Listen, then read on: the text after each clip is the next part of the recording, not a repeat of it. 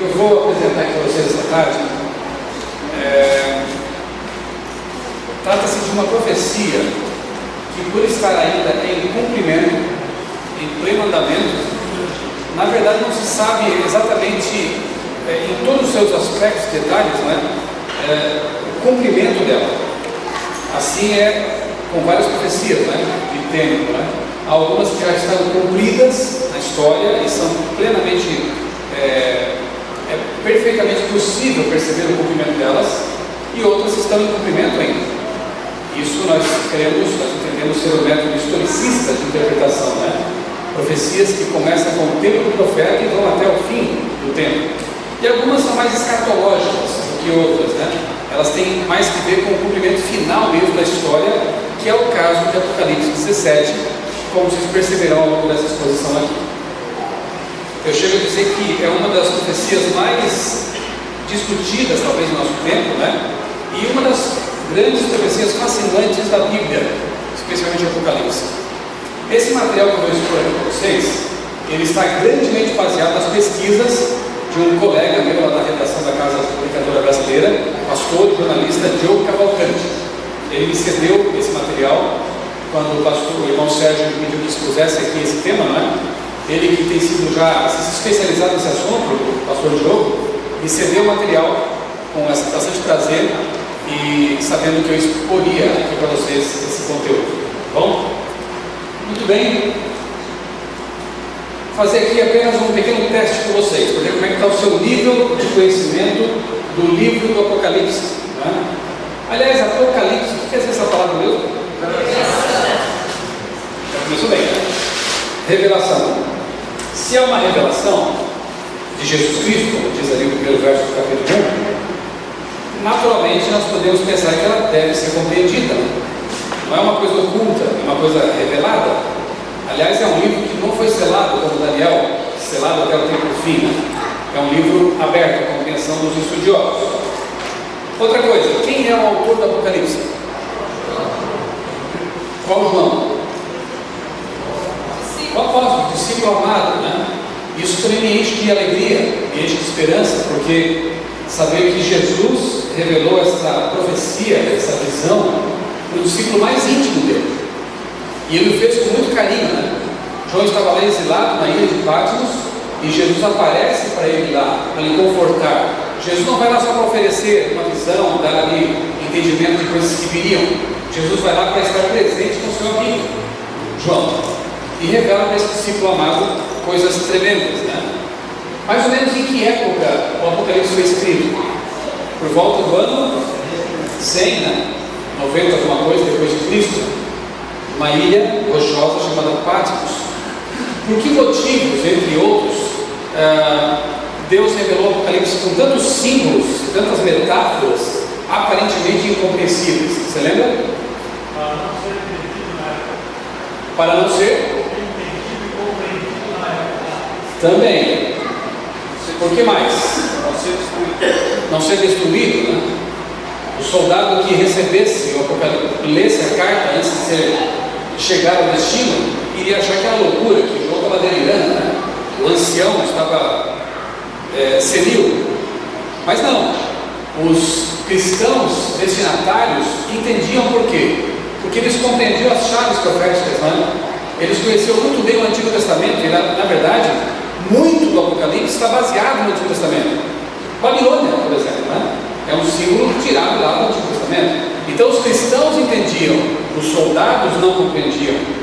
As pessoas que não interessavam a mensagem não entenderiam, E para testar a nossa fé também, talvez, Porque assim como acontecia quando Jesus estava com os seus discípulos, e falava em parábolas, muita gente ia embora achando que aquilo era devaneio, mas os mais interessados ficavam aos pés de Jesus e perguntavam: Senhor, o que queria dizer aquilo mesmo? Grão de mostarda, a rede, a porta, os pães. E aí, para aquelas pessoas, Jesus explicava. Eu fico feliz de ver todos vocês aqui essa tarde, porque isso mostra que vocês têm interesse e vocês querem compreender a vontade de Deus, Vocês ouviram a luz de manhã e vieram agora para saber. Isso é muito bom. Isso mostra a mesma disposição que os discípulos mais íntimos tiveram naquelas ocasiões em que Jesus falava em parábolas e muitos não quiseram ouvir. Ok, vocês são aprovados. Dá para a gente prosseguir, né? Feita essa pequena introdução ao Apocalipse aqui. Agora veja só. Muitas partes da Bíblia, elas respondem, elas estão escritas num tipo de estrutura muito comum no pensamento hebraico, chamada quiasma, estrutura quiástica. Ou seja, ela começa com uma ideia cuja correspondência está no fim do livro. Então você tem aqui, ó, A1, A2, B1, B2, e vai prosseguir até o centro. O âmago da mensagem, a parte mais importante, está no meio, não no fim. Para nós é muito comum a ideia de começo, meio e fim, né? No nosso pensamento ocidental, brasileiro, enfim. Quando o hebreu escrevia uma estrutura de quiasma, essa era a lógica dele. As ideias periféricas, introdução, conclusão, tem tudo a ver. Depois aqui e ali, tudo a ver. Até chegar ao âmago. E o âmago do Apocalipse é justamente a batalha entre Cristo e Satanás. Ou seja, é o grande conflito entre o bem e o mal. Perceba aqui, ó. O prólogo do Apocalipse, daqui a pouquinho eu vou mostrar um pouquinho mais detalhes. O prólogo do Apocalipse, a introdução, tem tudo a ver com o epílogo, a conclusão. Os capítulos 1 a 3, 1,9 a 3,22, falam das promessas ao vencedor. Já o capítulo 21 e 22 falam do cumprimento das promessas ao vencedor. Olha a correspondência. Depois aqui, ó, C1, a obra divina pela salvação da humanidade, os capítulos 4 a 8. C2, conclusão da obra divina da salvação, 19 a 21. Percebeu a correspondência? D1, a ira de Deus misturada com misericórdia, os capítulos 8 e 9. D2, ira final de Deus sem misericórdia agora, capítulos 15 e 18. E1, João é comissionado a profetizar, 10 e 11. E2, a igreja proclama o evangelho no fim. Então o que João foi comissionado, a igreja termina de fazer. Os capítulos 14 a 20, né? 14, 1 a 20, versos 1 a 20. E no âmago, versos capítulos 11 a 13, a batalha entre Cristo e Satanás. Pegou isso aí? O quiasma das extremidades para o miolo do livro. O Apocalipse é um quiasma. Isso é fantástico, né? Você vê muito isso em Salmos, Provérbios, nos textos da Bíblia, e o livro inteiro do Apocalipse tem essa estrutura aí. Por que isso é importante saber? Para nós localizarmos depois onde está, em que parte do Apocalipse está o capítulo 17. Porque você sabe disso, né? Não podemos extrair textos do contexto deles. Então, ao saber disso, a gente pode detectar realmente qual é o objetivo de Deus com a visão do capítulo 17. Em que bloco dos textos ele está presente ali, ok? Isso é muito importante, para a gente não extrair do contexto e fazer aí Dizem que um texto fora do contexto gera um pretexto, né? E muitas vezes é assim mesmo. Quando se extrai textos do seu contexto, podemos criar até heresias, ideias absurdas, que não tem nada a ver com o propósito original de Deus e do profeta ao escrever aquilo ali.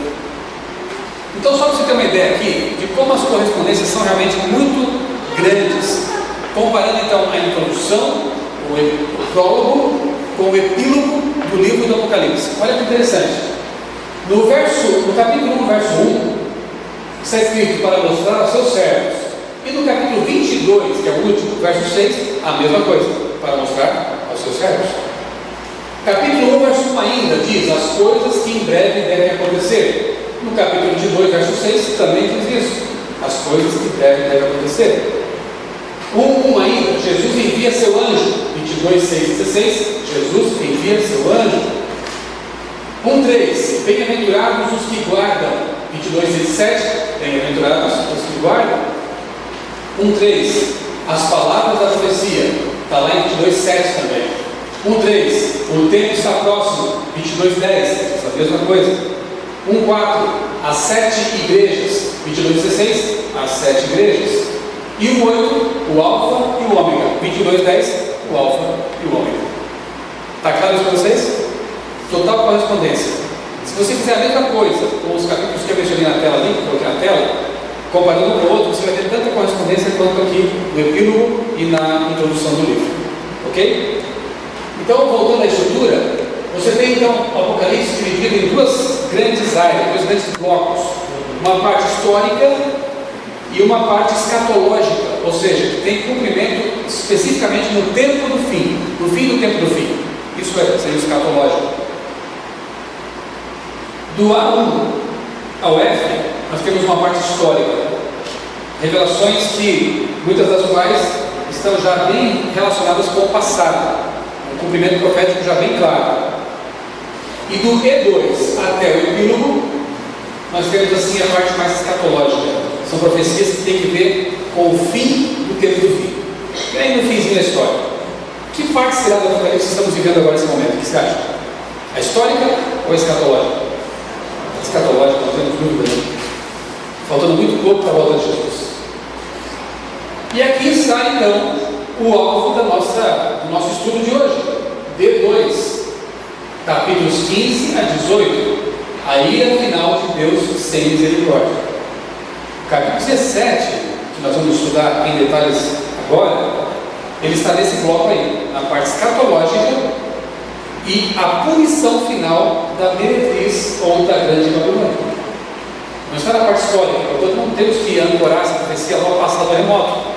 Ela está na parte escatológica, ela se refere ao futuro imediato antes da volta de Jesus. Ok? Esse é o bloco que não podemos arrancar nesse contexto, senão a gente fica aí com uma profecia capenga, sem fundamento da interpretação. Olha só, o Apocalipse capítulo 11, verso 18, marca a transição exata da parte histórica para a parte escatológica. Vamos ver na Bíblia? Abra sua Bíblia aí, Apocalipse 11, 18. É exatamente o verso que marca a transição da primeira metade para a segunda metade do livro do Apocalipse. E diz assim, Apocalipse 11, verso 18: As nações se iraram, e chegou a tua ira. Chegou o tempo de julgares os mortos e de recompensares os teus servos, os profetas, os teus santos e os que temem o teu nome, tanto pequenos como grandes, e de destruir os que destroem a terra. Sabe o que é bonito também no Apocalipse? É você ver que Deus não deixa impunes os pecados dos perseguidores do povo de Deus. Durante aqui 11 capítulos, você vê o povo de Deus sendo massacrado, pisado, morto, tendo sangue derramado. Você vê num capítulo aqui, simbolicamente, a alma dos mártires clamando por justiça, né? E aqui então no capítulo 11, verso 18, você vê que Deus vai fazer justiça. E dali para frente então Deus começa a revelar o que Ele vai fazer contra os perseguidores do povo de Deus e finalmente contra o próprio Satanás que originou todo esse conflito. Isso é muito interessante. A segunda metade do livro do Apocalipse é quase que um ufa. Deus vai intervir, Deus vai punir, vindicar, conceder justiça ao seu povo e punir os perseguidores do povo de Deus. Ok? Então não esqueça que esse verso aí, ele realmente marca, olha só, chegou a tua ira. E os capítulos 15 e 18 justamente revelam a aplicação da ira de Deus agora não mais com misericórdia. As punições, as pragas. As pragas estão no capítulo 16, que é justamente o capítulo que antecede o 17. E no 17, Deus explica por que Ele puniu tão severamente a grande meretriz, a grande Babilônia. Porque a coisa é grave. Por que Deus puniu tanto essa tal Babilônia, simbólica, né? E o anjo vem explicar para João os motivos que o levaram a desferir pragas, algumas específicas contra a grande Babilônia. Ok? Aí, afinal de Deus, sem misericórdia, então, nessa parte aqui do livro, como eu disse. Bem, alguns precedentes, né, que a gente tem que, assim, situar a visão melhor, né, na nossa cabeça aí, antes de partir para estudá-la de modo detido. Alguns precedentes da visão do Apocalipse 17. Veja só. Primeiro, ataque ao povo de Deus desde o capítulo 2. Engano e perseguição. O povo de Deus massacrado. Desde o capítulo 2, o povo está sofrendo ali. Segundo ponto, o ataque prossegue até que no tempo do fim é formada uma confederação do mal, o dragão, a besta do mar, a besta da terra. Isso capítulos 12 e 13. 3. Clamor simbólico dos mártires, que clamam por justiça, no capítulo 6. 4. Precedente imediato são os capítulos 15 e 16, que são o derramamento das pragas, juízo sem misericórdia contra a grande cidade ou a grande Babilônia. 16, verso 19. 5. Capítulo 17. Propósito é vindicar a Deus ao destruir Babilônia e defender seus eleitos e fiéis. 17, 14. Aqui está então sim a grande meretriz, montada numa besta com 7 cabeças, 10 chifres. A visão está nos versos 1 a 6 e a explicação nos versos 7 a 18. Que bom que o anjo explica, né? Não precisamos ficar assim em vácuo, a semelhança do que ocorre em Daniel, né? Daniel, o anjo dá a visão, quer seja sonho ou alguma revelação ali, e o anjo mesmo interpreta. Essa é a diferença grande da Bíblia em relação a falsos profetas como Nostradamus, por exemplo, né? Revela ali umas coisas misteriosas e as pessoas ficam imaginando o que pode ser. Na Bíblia é diferente, você tem uma precisão tremenda. O anjo dá a revelação, dá a visão e ele em seguida a revela. Vamos então à Bíblia, capítulo 17, a parte da visão. Capítulo 17, versos 1 a 6. Vamos todos juntos aí nesse texto.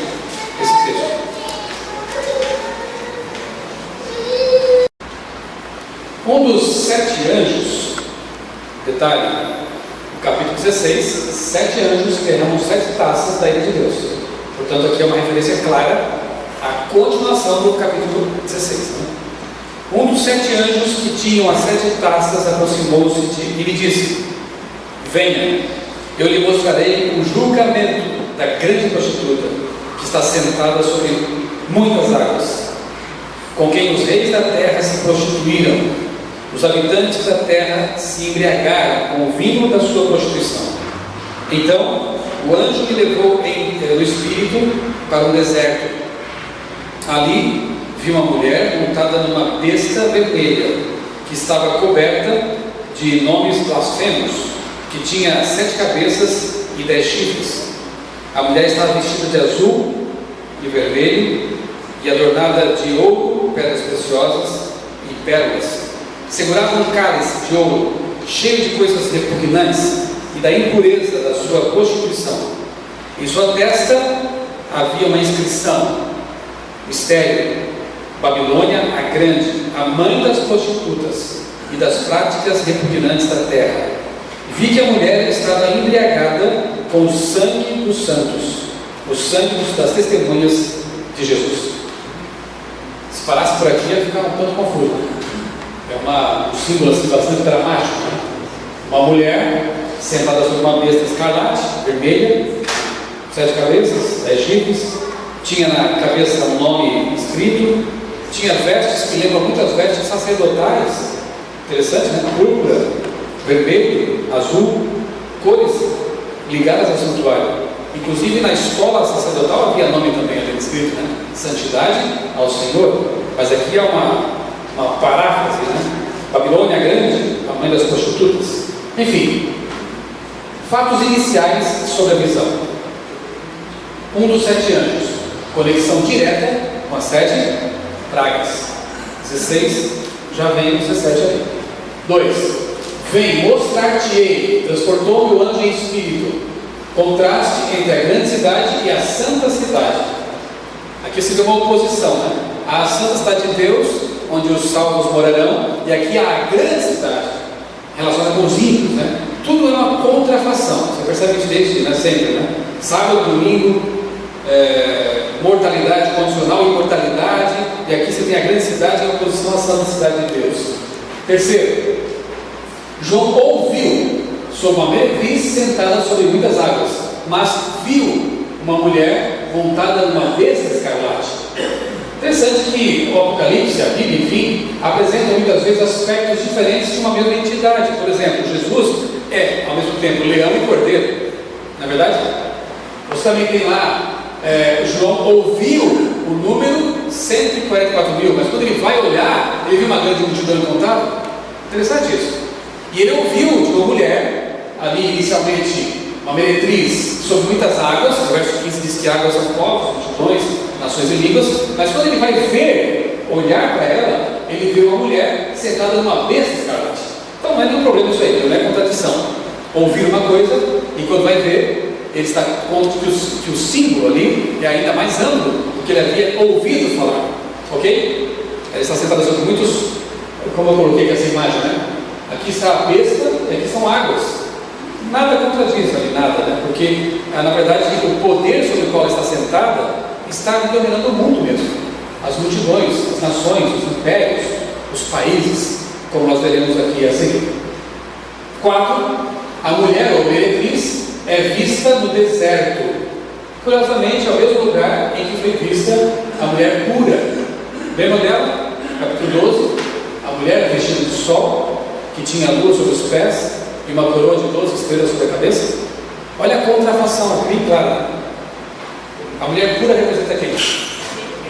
A igreja de Deus, ao longo de toda a história. Alguns chegam a detalhar, acho, tentam interpretar a lua como sendo a refletora do sol da justiça, que é Cristo, sendo o sistema do Antigo Testamento, do santuário, que era apenas um reflexo do sol da justiça, Jesus Cristo. Então nós teríamos aqui a igreja em toda a história, né? Desde Adão, Abel, Moisés, enfim, todo o Antigo Testamento, o Novo Testamento, que são as 12 estrelas, possivelmente os 12 apóstolos, né? Então ali está a igreja, em toda a história, a mulher pura, que não se corrompeu com doutrinas falsas, segue Jesus, e ela é singular, só tem uma. No entanto, a mulher prostituta é mãe de meretrizes, plural. Ela é uma mulher corrompida, uma mulher que adulterou com doutrinas espúrias, com poderes humanos. Você percebe aí a contrafação das duas mulheres? E ambas foram vistas no deserto. Interessante isso. Meretriz do Apocalipse 17. É um poder religioso que exercerá domínio global no fim do tempo, mas não conseguirá dominar sem ajuda. Ela buscará os reis da terra, como está escrito lá no verso 2. Aliás, ali estão muitos versos, muitos capítulos que eu não teria tempo de ler para vocês aqui. Mas essa apresentação aqui e o texto que serve de base para ela estão disponíveis no meu blog, ok? criacionismo.com.br.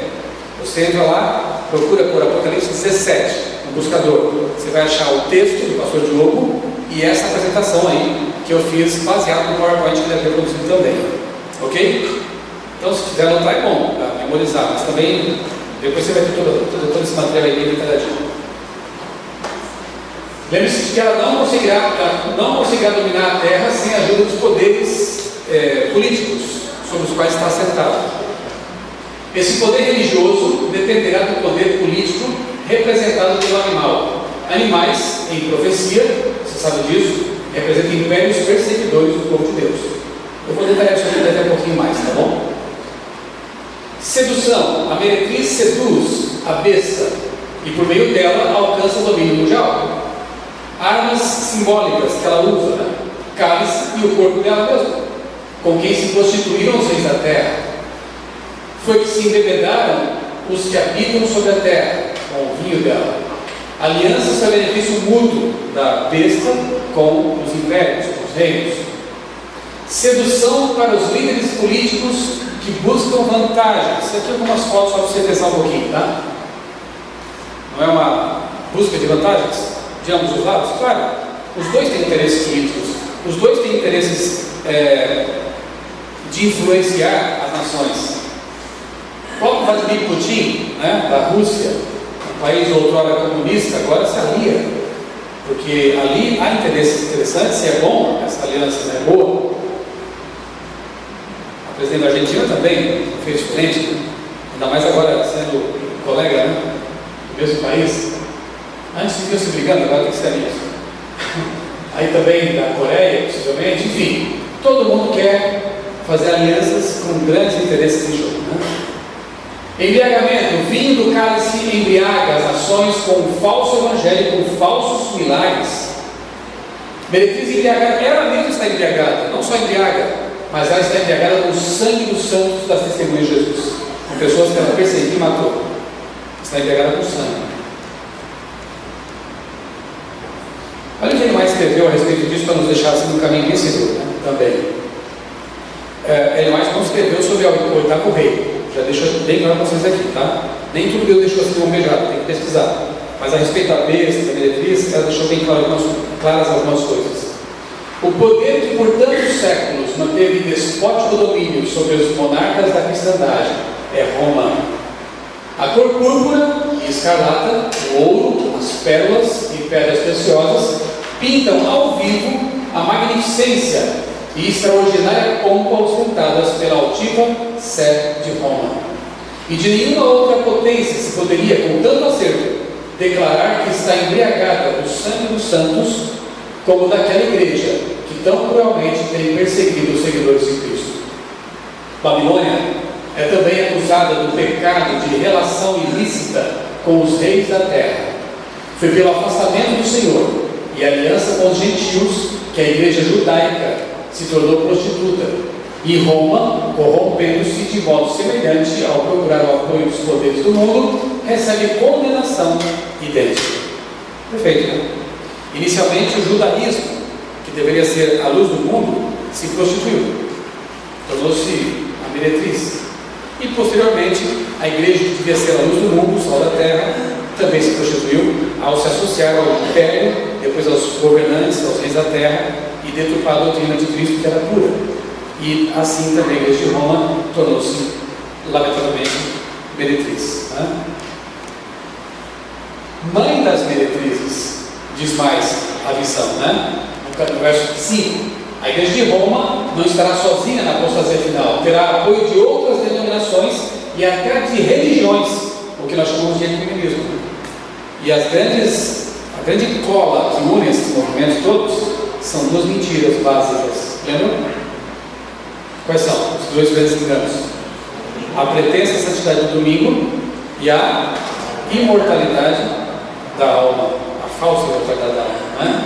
Que unifica todas as religiões, por mais que queiram se dizer diferentes, inclusive o espiritismo, né? Está ali de mãos dadas também com essa coligação em torno da mentira, ou do vinho adulterado. Né? Importante, o movimento ecumênico é apenas uma tendência hoje, mas no futuro ganhará força e formará uma confederação religiosa global. Aí você deve ver a grande mãe e suas filhinhas de mão dadas, realmente, em torno de algumas bandeiras. Eu já falei sobre o ecumenismo aqui, pode ser uma dessas bandeiras, né, que vai unificar esses movimentos. Igrejas unidas por uma agenda comum, declínio dos princípios morais da família e perda de relevância na sociedade. Nós estamos percebendo isso, né, que a religião está perdendo terreno, a família está sendo atacada até pelos governos, e as religiões estão preocupadas com isso. Então, bandeiras como a família, como a recuperação do terreno perdido, como o salvamento do planeta Terra, tudo isso vai ajudar a formar uma confederação religiosa ecumênica em favor de causas que são comuns a essas pessoas, né, essas religiões. Aqui nós temos algumas fotos já de eventos já passados, né, mas que tendem a se ampliar cada vez mais. O Papa é reunido com lideranças mundiais de várias religiões, com uma agenda comum. Naturalmente, com o novo Papa agora a coisa tende a se tornar mais até eficiente, né? Eu trouxe aqui a revista da época dessa semana, não sei quantos viram, né? O efeito Francisco. E olha, é até difícil falar alguma coisa contra esse homem, porque realmente ele dá exemplo. E não é demagogia, não, ele já fazia isso quando ele era cardeal, né? De ir às favelas, de beijar os pecadores, lavar os pés de párias da sociedade, enfim, não é fácil. A gente chega até a admirar alguns aspectos, né? E eu não estou dizendo que este aqui vai ser a cabeça da coisa parecida, você vai ver que não tem nada a ver essa questão. Mas enfim, este homem é um homem para o seu tempo, para unir todo mundo, para conquistar. E aqui diz que uma pesquisa exclusiva revela como o Papa conquistou brasileiros de todas as religiões. Está na capa aqui. Então, a mãe realmente está chamando seus filhos, né? E aqueles que falarem contra isso vão ser muito mal vistos, porque parece um movimento realmente muito simpático, né? Confederação política, a besta, 10 chifres, que são reinos, né? E reinos da terra, está lá o 12, 13, 16. Primeiro equívoco, e aqui eu só vou pincelar, porque depois eu vou voltar a isso aí. Primeiro equívoco da tal teoria dos 7 reis papas, que é uma ideia circulando por aí de que as 7 cabeças, ou 7 reis, seriam 7 papas, né? E que o Papa Francisco seria a 8ª, a última. Qual o problema disso aí, né? É que se ele morre, como é que fica daí aqueles que anunciaram o Papa como sendo o cumprimento profético? Será que não aprendemos alguma coisa dos apontamentos passados? Né? Previsões assim tanto delicadas, né? Mas o primeiro equívoco, na verdade, é esse aqui, ó. Como as cabeças da besta representam papas, se o poder religioso é representado pela mulher que está sob as cabeças? Não fica uma coisa redundante? Quem representa nesta visão o poder religioso, a confederação religiosa? A mulher, a prostituta e suas filhas. Portanto, as cabeças sobre as quais ela se senta não podem ser poderes religiosos. Seria uma coisa redundante, contraditória. Mas, segundo equívoco, o 8º rei, que é a besta também, nós vamos depois ler isso aí com mais calma, se unirá aos 10 chifres e odiará e matará a mulher. Como assim? Quer dizer que a besta vai matar a besta? O poder religioso vai matar o poder religioso? Vai se suicidar então? Não é assim. Na verdade, o poder que as cabeças representam dá apoio à mulher que está sentada sobre eles, mas no fim do tempo realmente vai matar a mulher, vai se voltar contra ela, e essa aliança vai se desfazer.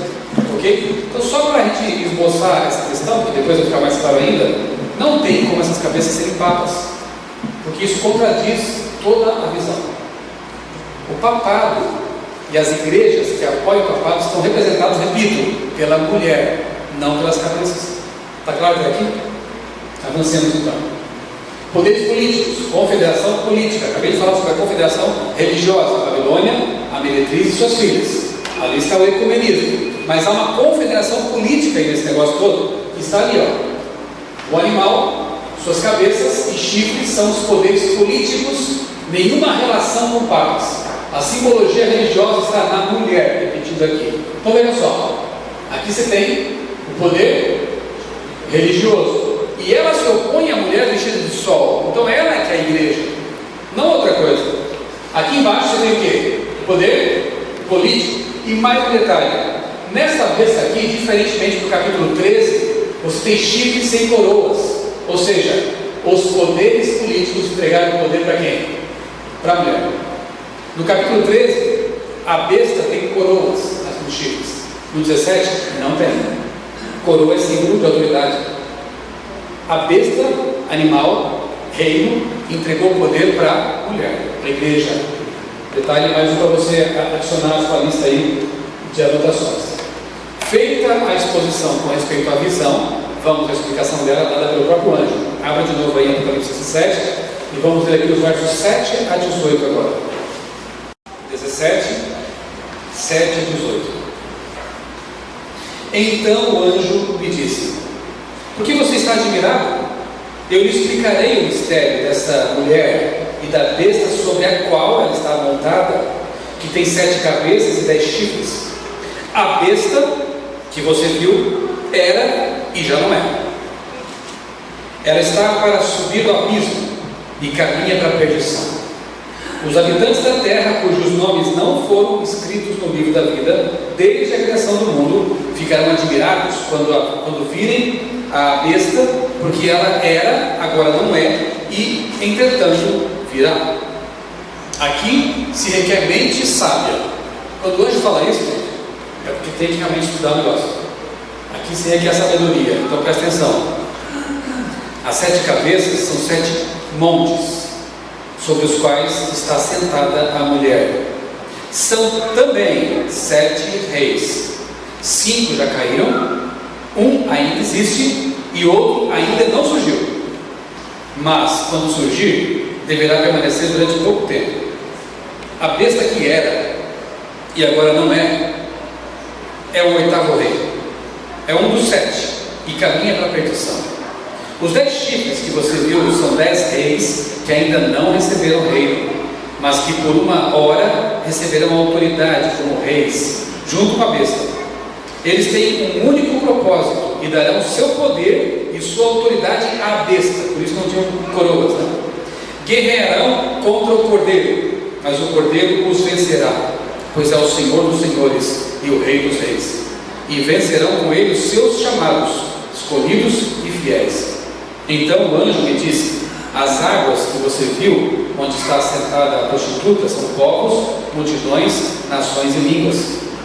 A besta e os 10 chifres que você viu odiarão a prostituta, eles a levarão à ruína e a deixarão nua, comerão a sua carne e a destruirão com fogo, pois Deus colocou no coração deles o desejo de realizar o propósito que eles têm, levando-os a concordarem em dar à besta o poder que eles têm para reinar até que se cumpram as palavras de Deus. A mulher que você viu é a grande cidade que reina sobre os reis da terra. Deu para entender tudo? Era, não é, vai ser. Como assim? 5 já caíram, um é, o outro virá, e o 8º vai só um pouquinho de tempo depois de acabar. Parece um negócio meio complicado, né? Parece. Mas se você levar em conta a visão historicista que a Igreja Adventista abraça, e todo esse contexto que nós já apresentamos até aqui, e a posição do livro, do capítulo no livro do Apocalipse, as coisas começam a se aclarar. Vamos ver. Primeiramente, né? Besta, cabeças e 10 chifres. Você já sabe que besta em profecia representa o quê? Sempre impérios que perseguem o povo de Deus. Ok? Bestas sempre são poderes perseguidores. Império, governo opressivo que persegue o povo de Deus. Como eu disse, não tenho tempo aqui, mas olha, os textos estão todos aqui para provar o que eu estou dizendo, tá bom? Daniel 7, estão lá bestas, animais que perseguem o povo de Deus. Daniel 8, Isaías 30, Apocalipse 12, enfim, provas bíblicas não faltam. Cabeças. O anjo explica ali no verso 9, dizendo que as cabeças são também 7 montes, mas também são 7 reis. Agora, elas são 3 coisas: 7 montes, 7 cabeças e 7 reis. É só uma repetição para deixar mais claro o negócio, que agora parece que não é tanto, né? Mas enfim, vamos lá. Daniel 9, 16, agora falando sobre montes. Daniel ora pelo Monte Santo, e esse Monte Santo representa Jerusalém e Judá. Vai anotando aí. Jeremias 51, 24, a profecia contra o monte que destrói. Ali é Babilônia, o monte que destrói. Daniel 2, 35, 44, a pedra que cai, que vem do céu sem mãos intervirem e que atinge a escada dos pés, torna-se um grande monte. O que esse monte representa na terra? O reino de Deus. Outras passagens que falam de monte como reino: Salmo, Isaías, Ezequiel, Obadias e assim vai. Logo, não tem como discutir isso, montes em profecia representam o quê? Reinos, quer seja de Deus ou perseguidores. Reinos, ok. Agora, a propósito, eu li aqui na nova versão internacional montes, mas aqui está escrito colinas. A nova versão internacional embarcou numa roubada, se eu posso dizer assim, porque colinas está na nota, na verdade, da Bíblia de Jerusalém católica. A tradução correta não é colinas, que remete a Roma, né? A cidade das 7 colinas e tudo mais. Aqui não está, no original, a palavra é oros, que quer dizer montes, nunca, jamais colinas. É uma tentativa, na verdade, da Bíblia católica, segundo o teólogo Kenneth Strand, é uma tentativa da Bíblia católica de desviar o foco para Roma imperial. Ou seja, a ideia é dizer o seguinte: olha, essa besta aqui é Roma, lá que já passou, porque os católicos são preteristas, ou seja, para eles tudo já se cumpriu lá. Eles não têm essa visão escatológica. Muitos evangélicos são futuristas, acham que tudo está no futuro. Outro erro. A forma de ver as profecias mais adequada e que se encaixa perfeitamente bem com todas elas é a visão historicista, repito. É aquela que mostra que as profecias se cumprem ao longo da história. Começam lá com o tempo do profeta e vão até o fim, a parte mais escatológica. Está claro isso? Não podem ser colinas, porque a tradução correta de oros, daí vem movimento orogênico, né? Das montanhas, dos montes. A tradução é realmente montes, e montes sempre em profecias representam o quê? Reinos. Ok. E reis, porque os montes também são reis, né? Reis, assim como montes, em profecias bíblicas representam também, claro, só pode ser reinos.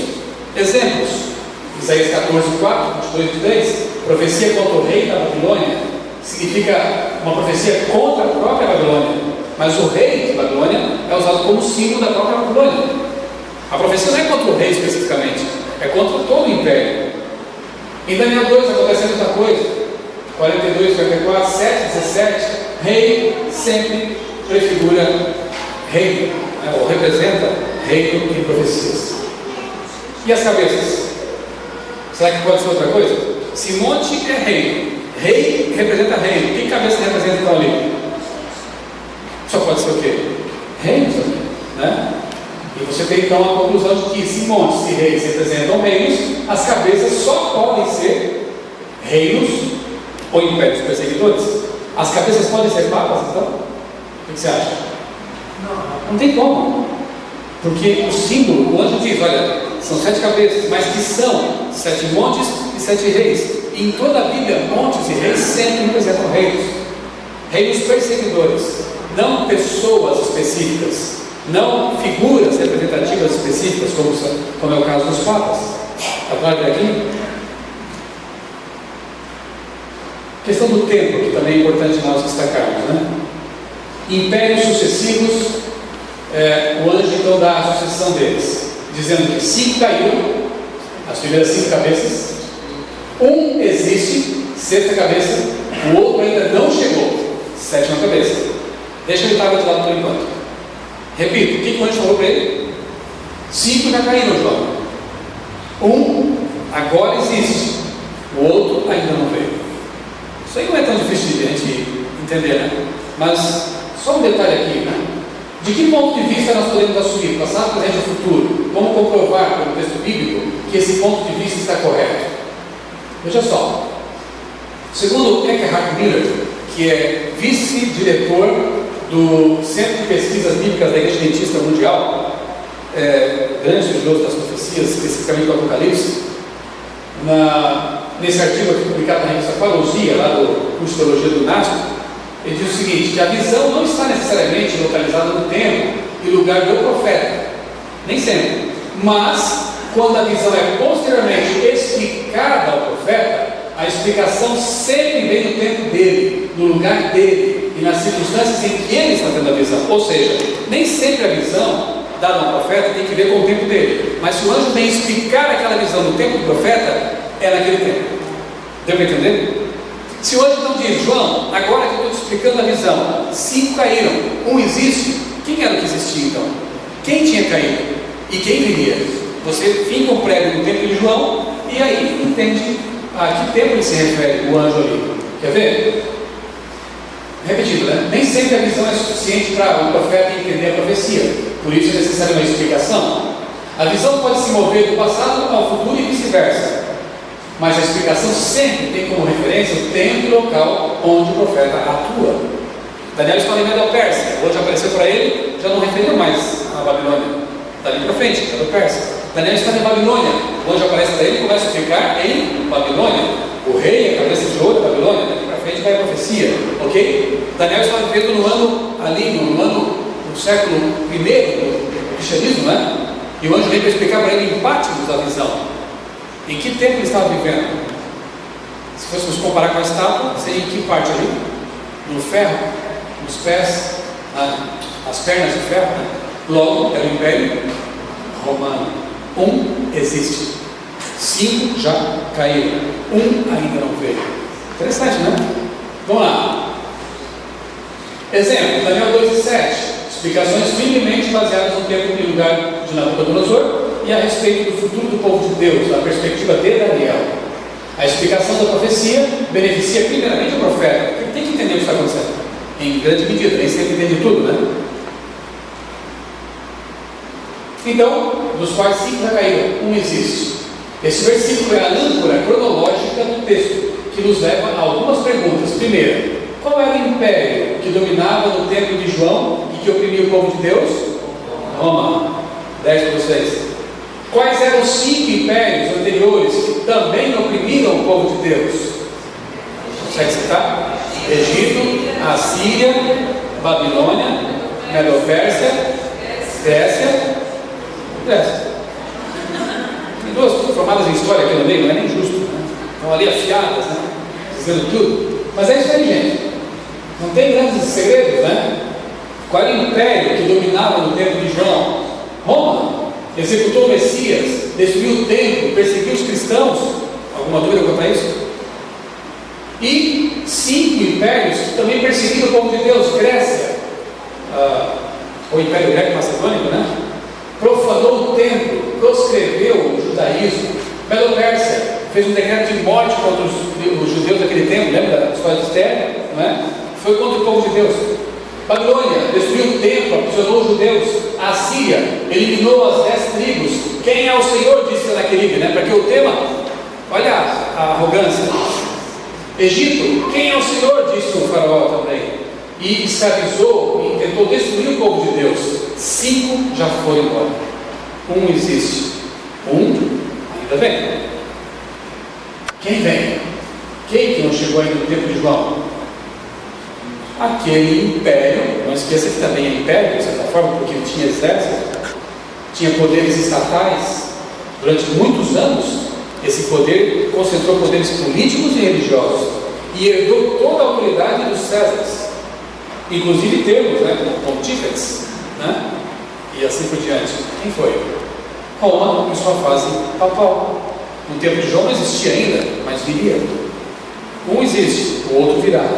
E olha só, era mais do que uma igreja que concentrou poder civil, político e militar, incluindo o comando de exércitos e o domínio de territórios.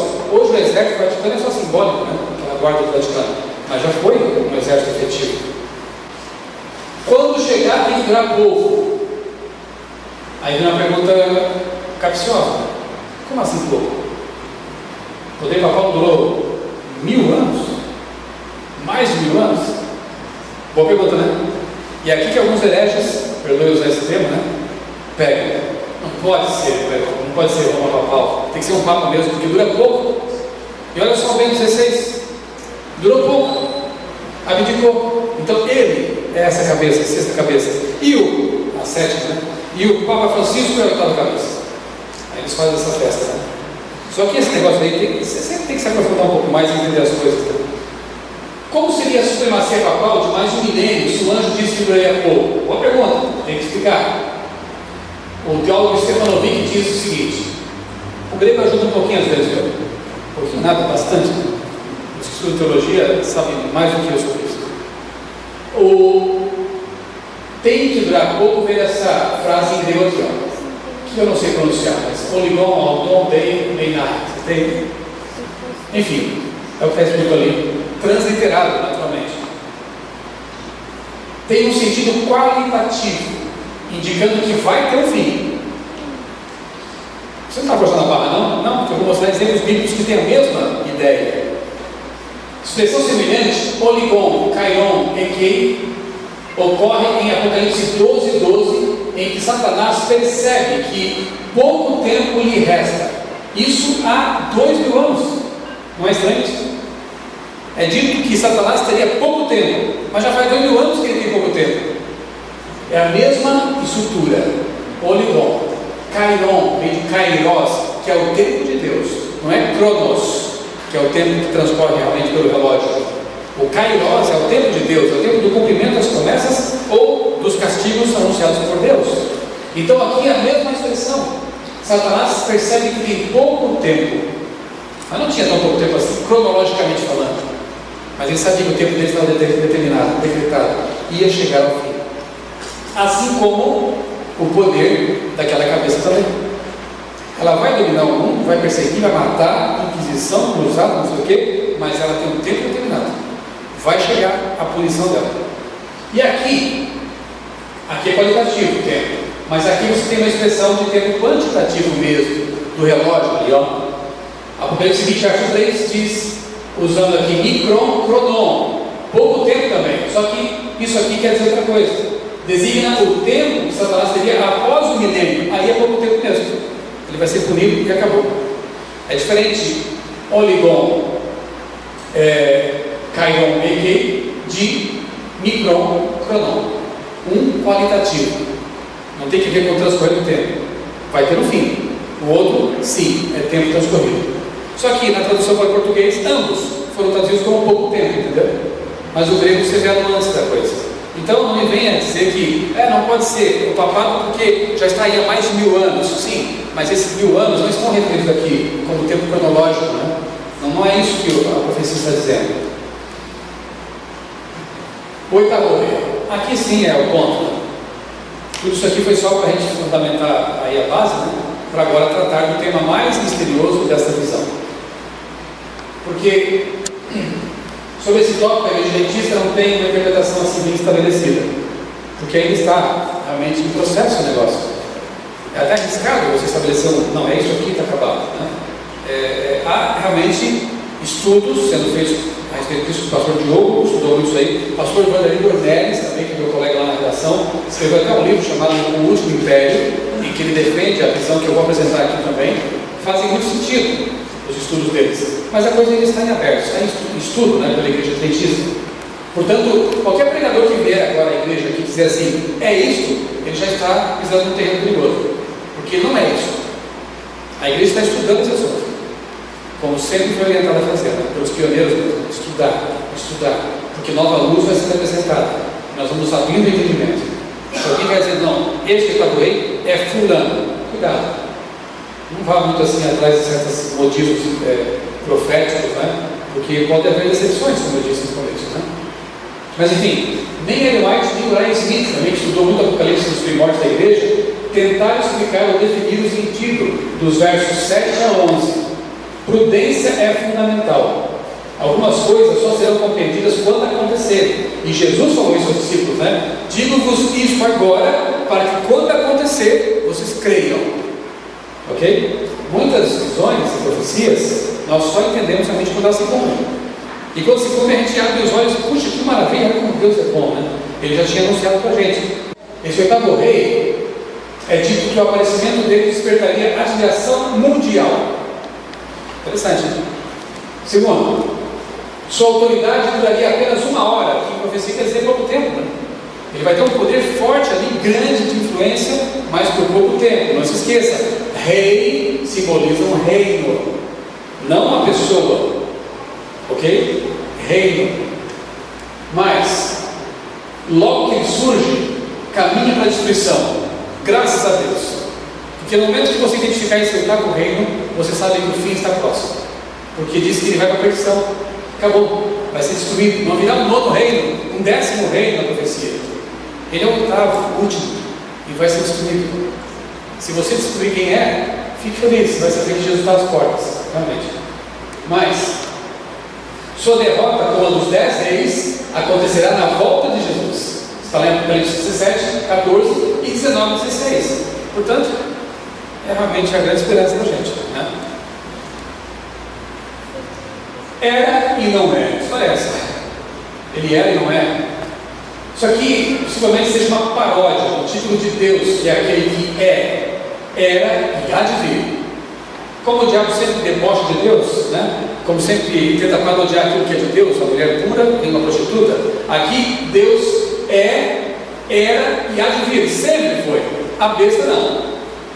O oitavo rei, que também é a besta, depois que isso aí acontecia, ele era e não é. Não, faz uma piada isso aí. Título que tem que ver com a própria essência divina, aquele que era, é e há de vir. Ele é, agiu no passado, age no presente e agirá no futuro. Se Deus age assim, Satanás usa poderes terrenos para atuar contrariamente a Deus e ao seu povo. Era e não é contrasta a onipotência de Deus com a transitoriedade e debilidade das nações. Deus é, ele é eterno, o outro não é mais.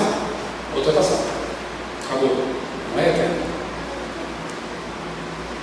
Seria Satanás esse oitavo rei? Alguns colocam assim, né? Algumas ideias por aí meio estranhas, né? O texto parece não indicar isso, porque besta geralmente, já falamos sobre isso, representa impérios perseguidores, não Satanás propriamente, né?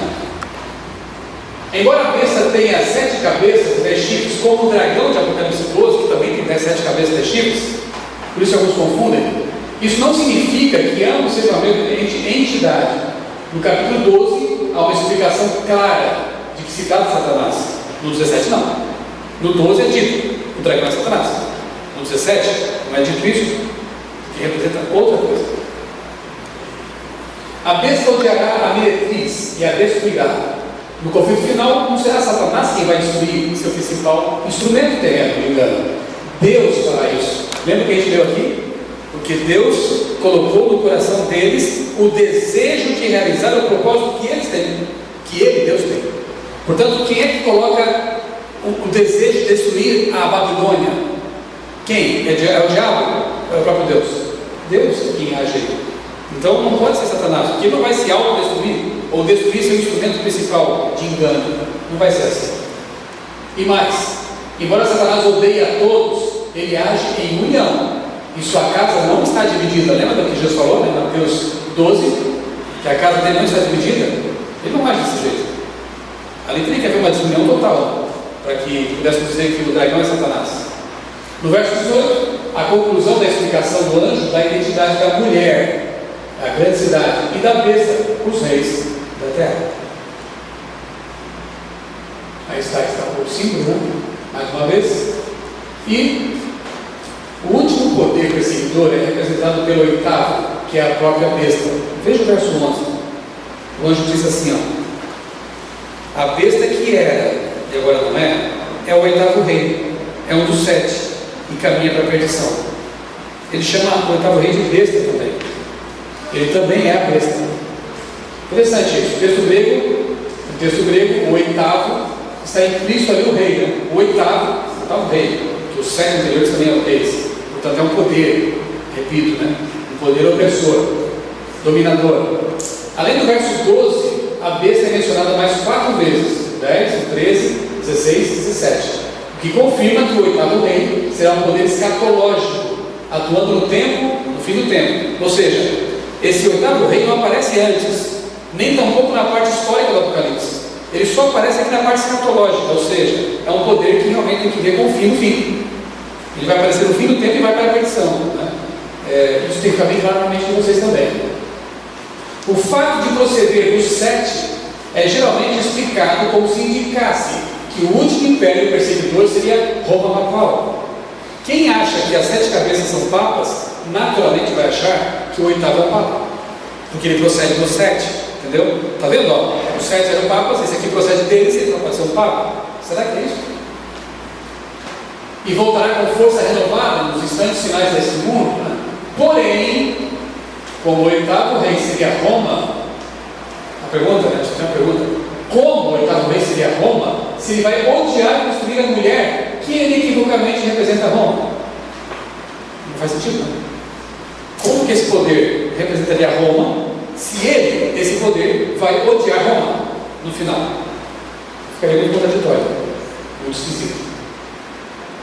Procede dos 7, é o que diz aqui, né?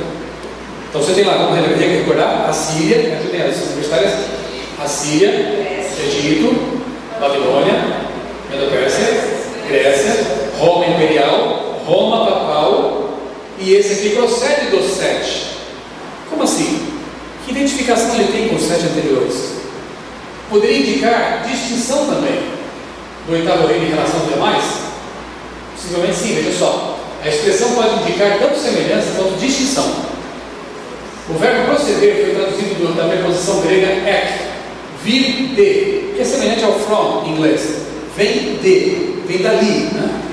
Em seu evangelho e nas cartas, João usa ek, essa preposição, muitas e muitas vezes. Era típico no texto de João, indicando a mesma natureza e ao mesmo tempo distinção. Interessante.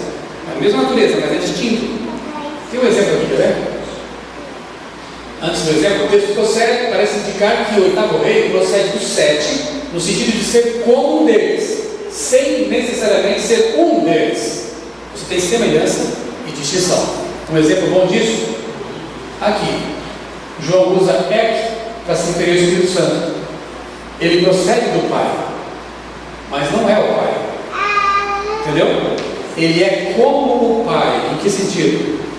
Da mesma natureza, todo-poderoso, onipotente, onisciente, o que também detona a ideia do antitrinitarismo, né? Antitrinitarianismo, porque ali distingue justamente a divindade e personalidade do Espírito Santo, porque ele vem do Pai, embora não seja o Pai. Cristo também veio do Pai, mas não é o Pai. Aí você tem as 3 pessoas que são triunas. Tem o mesmo poder, a mesma duração do tempo, não posso nem falar assim, que são eternos, né? Onipotência, onisciência e onipresença.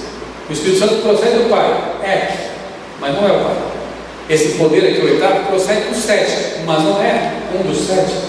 Deu para entender?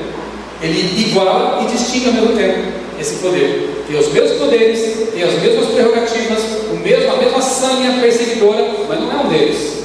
É outro, é um novo. Ok? Segundo o que já conhecemos sobre profecias apocalípticas, que reino, império, terá grande domínio logo antes da volta de Jesus. Vai pensando, não sei responder já não. Vai pensando. Segundo tudo que você já estudou no Apocalipse, qual seria o reino, o governo, o poder que exerceria a autoridade total sobre a terra? Não responde.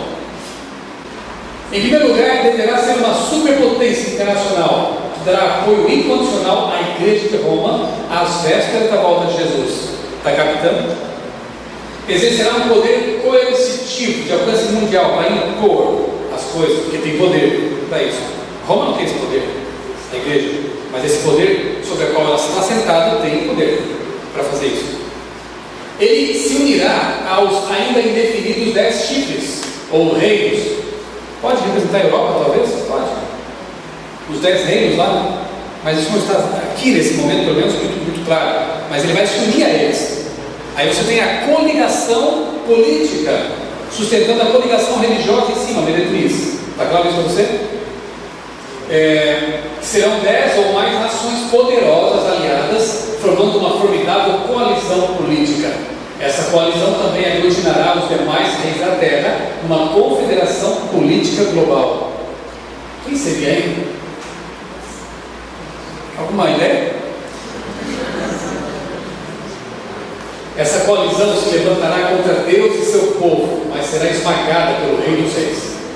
Quem, no contexto dos eventos finais, se qualificaria como o oitavo rei, então? Apenas uma superpotência tem essa vocação: os Estados Unidos da América.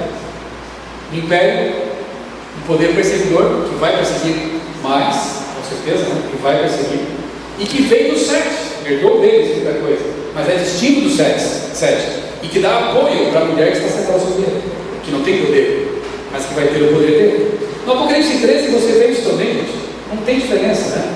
Olha só, analogia com o Apocalipse 13, que você conhece muito bem. Tem duas bestas, não tem? Uma besta semelhante ao leopardo, que emerge das águas, povos, multidões, nações inimígas da Europa, portanto, Roma, Papal, uma série de outros elementos que nós não temos tempo de abordar aqui agora. E você tem a besta que emerge da terra, num lugar desértico, onde não havia povos, mas que se torna poderosa e no fim das contas apoia a primeira besta. Faz até com que o povo se prostre e adore a imagem da besta. Não é isso que está no capítulo 13 do Apocalipse? Você acha que a profecia vai se contradizer em relação a outra? Você pega Daniel capítulo 9, capítulo 8, capítulo 7, tem tudo a ver com 2. Os 4 capítulos não conversam em si, com símbolos diferentes, mas depois são 4 animais, depois são 2, bode e carneiro, não é assim? Um não contradiz o outro. Jamais o 17 iria contradizer o 13. Ele adiciona elementos à compreensão dos estudiosos, né? Então veja só, a primeira besta do Apocalipse 13 representa quem no 17? A mulher. Roma papal e as suas filhas. Está claro isso?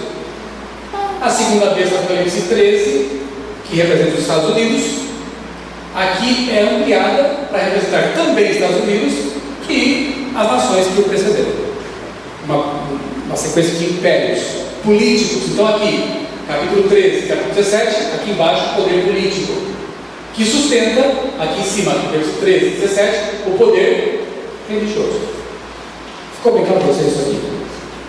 Ok. Assim, Apocalipse 17 retrata, por outro ponto de vista, a união político-religiosa da Apocalipse 13, que já tinha sido demonstrada lá. Isso é muito comum na Bíblia, como eu já falei. Você tem no capítulo 2 de Daniel uma estátua para representar os impérios. No capítulo 7 você tem 4 animais. No capítulo 8 você tem 2 animais e chifres. E assim vai. Deus é muito didático, né? Ele usa vários elementos para reforçar um conteúdo, um conceito que ele já tem dado. Como que podem ser 8 papas, se em nenhuma profecia na Bíblia você tem papas identificados de forma pessoal, específica? Se fosse essa a interpretação, fugiria totalmente da visão que os adventistas abraçam desde sua origem, historicista e com cumprimento ao longo da história. Percebeu? Mas ainda, seguindo esse raciocínio, o 8º rei do império, que será o último a se arrogar contra Deus e perseguir seu povo, serão os Estados Unidos da América. Contudo, essa aliança será efêmera, pois as pragas demonstrarão diante dos reis e do mundo quem está certo e quem está errado. Assim, o mundo vai se voltar contra a Babilônia. Não está escrito aqui? Vai devorar suas carnes, vai jogar no fogo. Acabou a coligação. Essa união vai durar pouco tempo. Depois vão se matar, né? E você lê no grande conflito exatamente isso, né? Quando pessoas vão se voltar contra seus líderes religiosos. Já leu sobre isso? Vão querer matar seus pastores, os padres, pessoas que as mantiveram no engano. É triste, né? Chegar a um ponto dessa história, mas é o que está profetizado.